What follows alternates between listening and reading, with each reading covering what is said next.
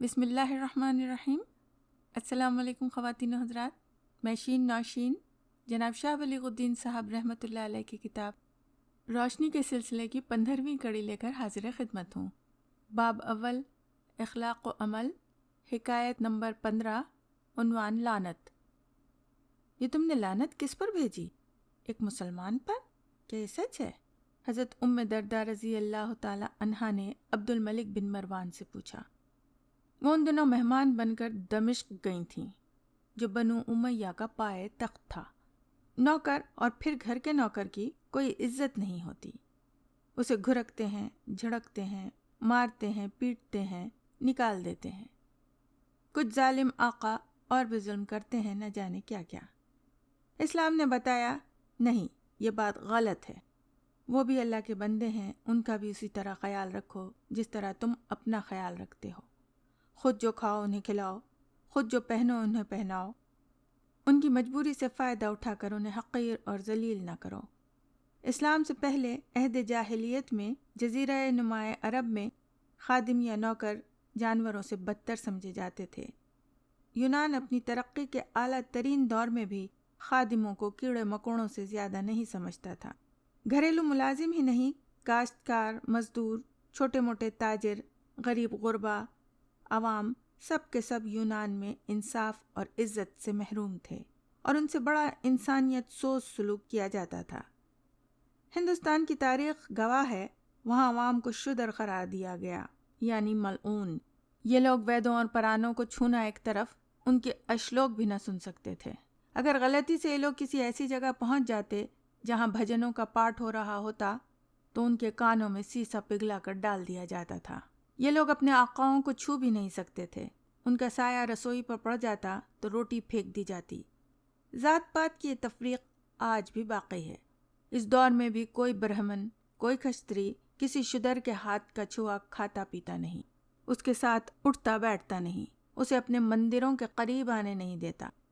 امریکہ، افریقہ اور یورپ کے بعض حصوں میں آج بھی رنگ و نسل کا یہ امتیاز بڑھتا جاتا ہے، حالانکہ یہ بات انسانوں کو زیب نہیں دیتی۔ اسلام نے طاقت کے پندار اور نفرت کے اس جذبے کو توڑ دیا اور بتایا کہ سب انسان آپس میں بھائی بھائی ہیں۔ آقا اور خادم، مالک اور غلام ہونے سے کوئی فرق نہیں پڑتا، بلکہ مسلمانوں میں تو یہ رشتہ اخوت اور بھی مضبوط ہو جاتا ہے۔ رنگ، نسل، زبان، جغرافیائی حدود یا کوئی اور بندھن اس رشتے کو توڑ نہیں سکتا۔ حضرت ام درداء رضی اللہ تعالی عنہا بڑھاپے کے زمانے میں ایک بار عبد الملک بن مروان کی مہمان بنی۔ راتیں عبادت میں گزارتی تھیں۔ ایک رات انہوں نے سنا کہ عبد الملک زور زور سے کسی کو آواز دے رہا ہے۔ شاید وہ نیند سے جاگا تھا۔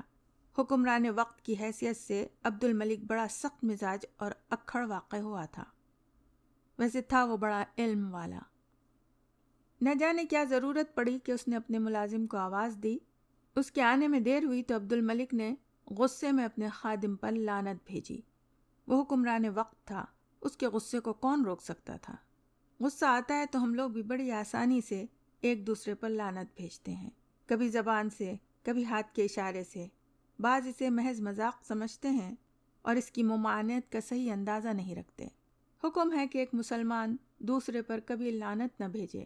صحیح مسلم کی فصل آداب میں ہے، صبح ہوئی تو حضرت ام درداء رضی اللہ تعالی عنہا نے عبد الملک سے پوچھا، تم نے رات کس پر لعنت بھیجی تھی؟